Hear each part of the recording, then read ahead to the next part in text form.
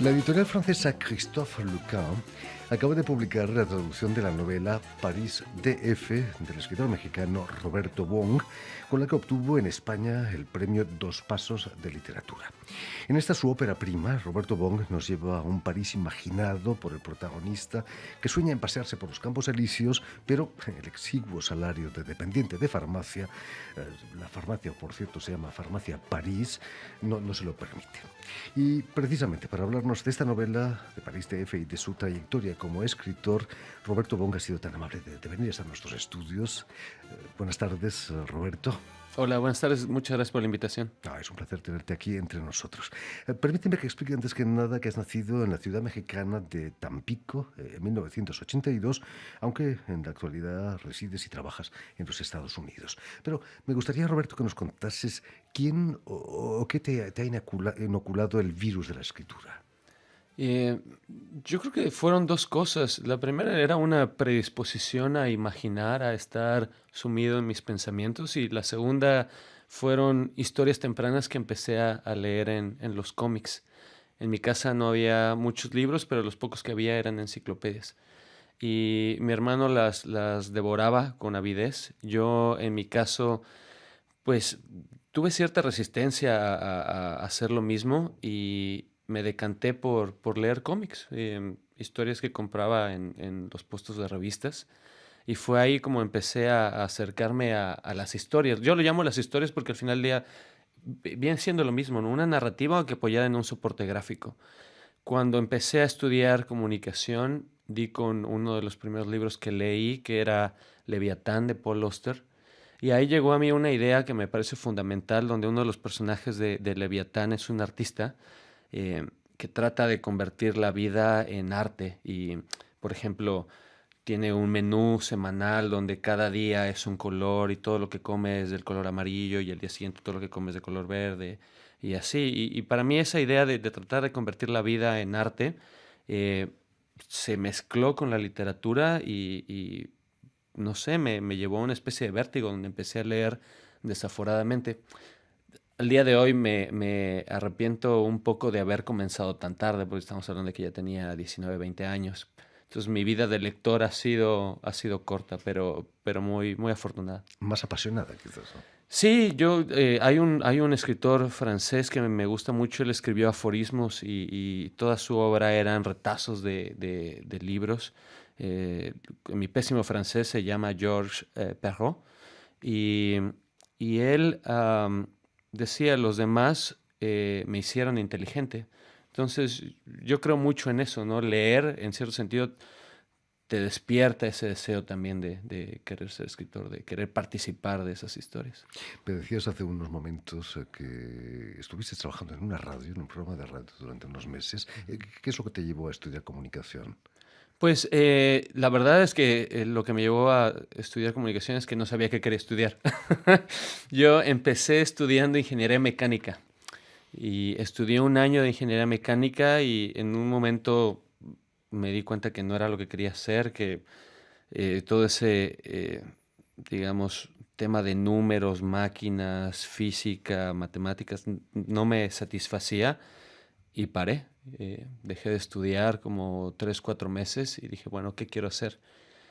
Y estudié comunicación porque me parecería que tenía un amplio espectro de posibilidades, medios, escritos, producción, pero también trabajo en empresas y así fue como llegué. Roberto Wong, he leído que escribes de manera sistemática desde hace 10 años.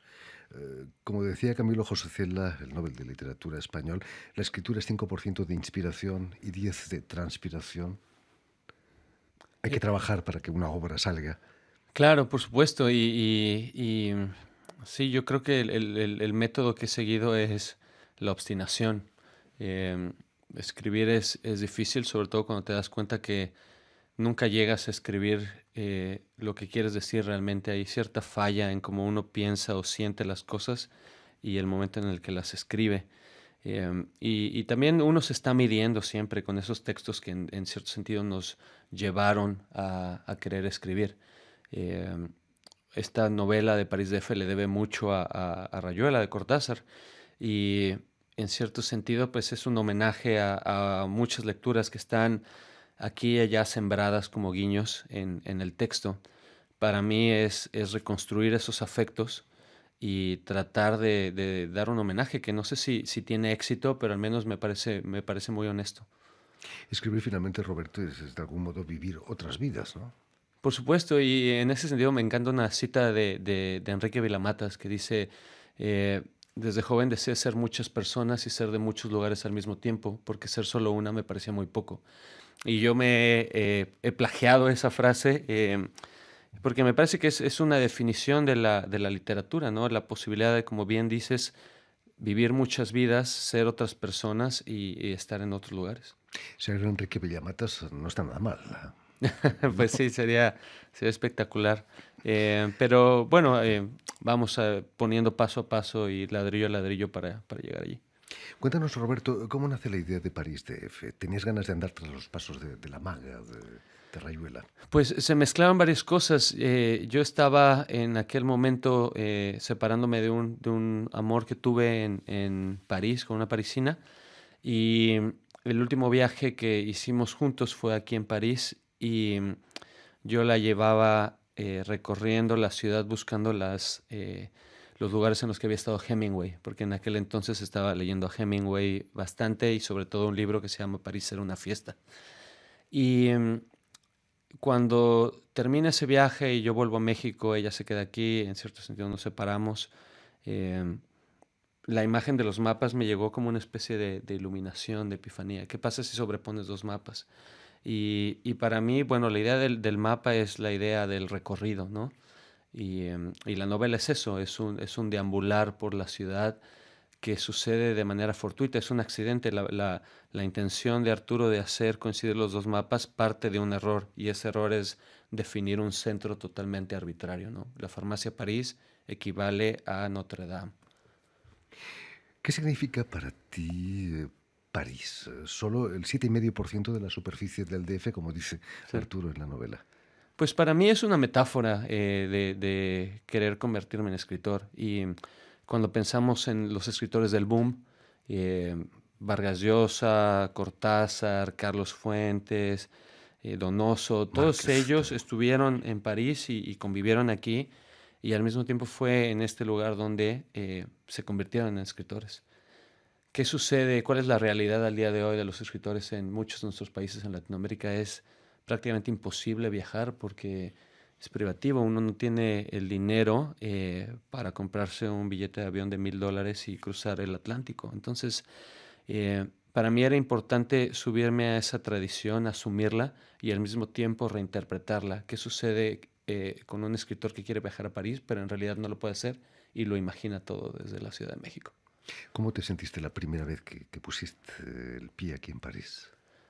Pues para mí fue un sueño y más pensando que lo hice de la mano de una mujer a la que amaba y ese enamoramiento siempre da una luz distinta a las cosas. Entonces, eh, no sé, era todo lo que había soñado y más. Y sobre todo lo que me gustó en aquel momento era no ir a la Torre Eiffel o no ir al Museo del Louvre, porque eran lugares que en cierto sentido ya conocía, aparte de fotografías o de cosas que había leído, sino más bien perderme en las calles y descubrir lugares que nunca hubiera imaginado que hubiera descubierto, ¿no? Los sabores, los olores, el acento de la gente, todo eso era muy rico y la verdad es que fue maravilloso. Eras mucho más conturista. Sí, sí, por supuesto. Y era mucho más joven, entonces también cuando eres más joven la maravilla te embriaga más rápido. Volviendo a esta idea de superponer dos planos, uno del DF y otro de París, es muy borgiana, ¿no? Borges en un cuento habla de ese agrimensor que el rey quiere que haga un plano a escala natural, 1:1, ¿no? El plano Sí, es tan grande como la ciudad. sí. Y creo que retomando esa idea, Carlos Fuentes tiene un ensayo sobre la literatura latinoamericana y él establece dos tradiciones. Una es la de Cervantes, que tiene que ver con la imaginación como ese lado B de la realidad. Y me parece que Borges también está dentro de esa línea, ¿no? Pensar que algo puede ser más de lo que aparenta es la idea de la que se nutre el libro. porque una ciudad no puede ser otra, ¿no? Y hace un par de años envías tu novela a un premio, nuevo premio que se produce en España y lo ganas, entre más de 1000 manuscritos, si no me equivoco. Eh, una sorpresa, imagino, ¿no? ¿No? Sí, una sorpresa y una dicha. Yo terminé de corregir la novela por, no sé, 10ª vez, y ya estaba, no cansado de ella, pero sí queriéndome mover hacia otra cosa, y la novela me hacía regresar a esos momentos y a ese París que había dejado atrás en este viaje que te cuento.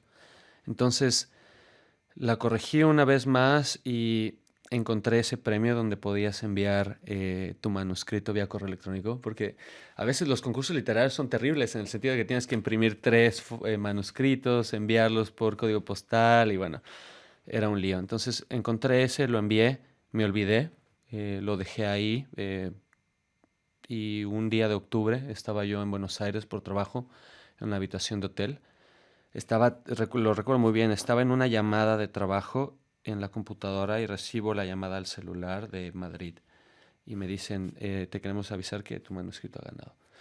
Y en ese momento quería salirme corriendo y, no sé, irme a tomar una cerveza, gritar, olvidar que tenía que trabajar. Dejé a la gente en la llamada hablando solos. Fue extrema euforia. Me ha cambiado la vida y bueno, ahora que Christophe Lucan lo publica en francés es todavía, digamos, mucho más maravilloso de lo que fue en un inicio. Aquí en París, además. Sí. Arturo, el protagonista de tu novela, quiere viajar a París, como nos decías, quizás para escapar a su realidad, que es a menudo violenta, ¿no?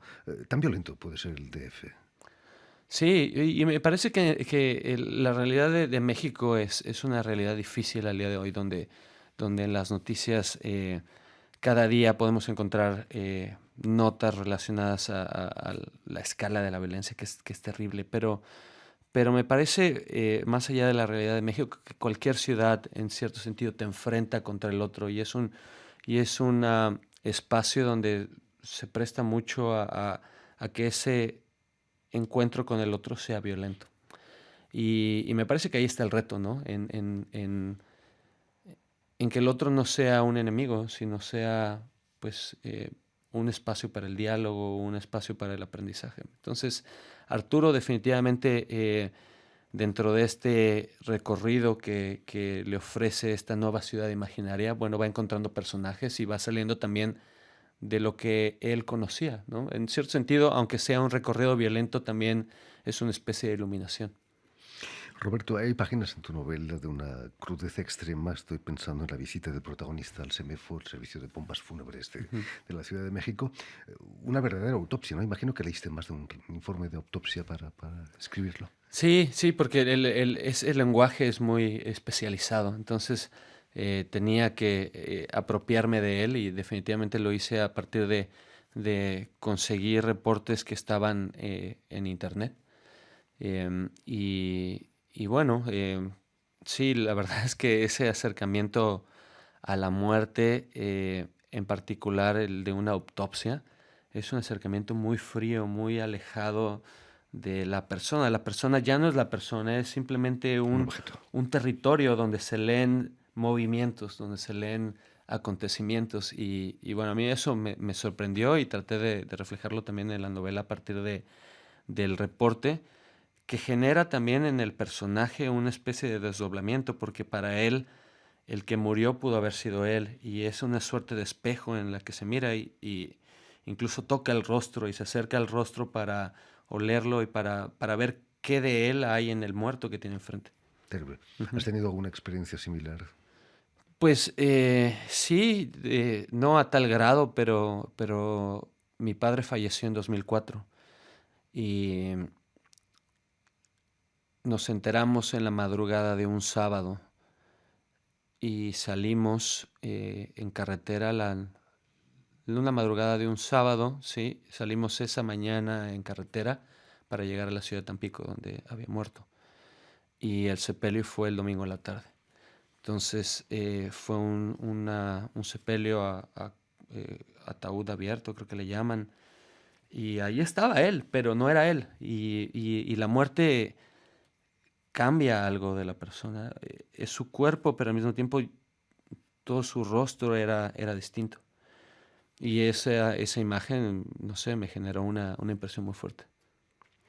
Roberto Bong, si existe violencia y escenas crudas en tu novela, el sexo no se queda de lado, pero como algo absolutamente natural, ¿no?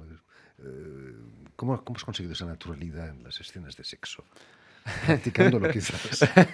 Es una buena pregunta. Para mí, un poco tratar de integrar todas estas cosas, creo que viene de Blake, ¿no? De esta idea de que el camino del exceso lleva a la sabiduría. Y, y el personaje Arturo está tratando de encontrar algo, no sabe qué es, cree que lo va a encontrar en París y al recorrer ese París no dice que no a nada de lo que le suceda. Y se emborracha, conoce a una prostituta, etcétera. Y el sexo, en cierto sentido, es también eso, ¿no? Un viaje.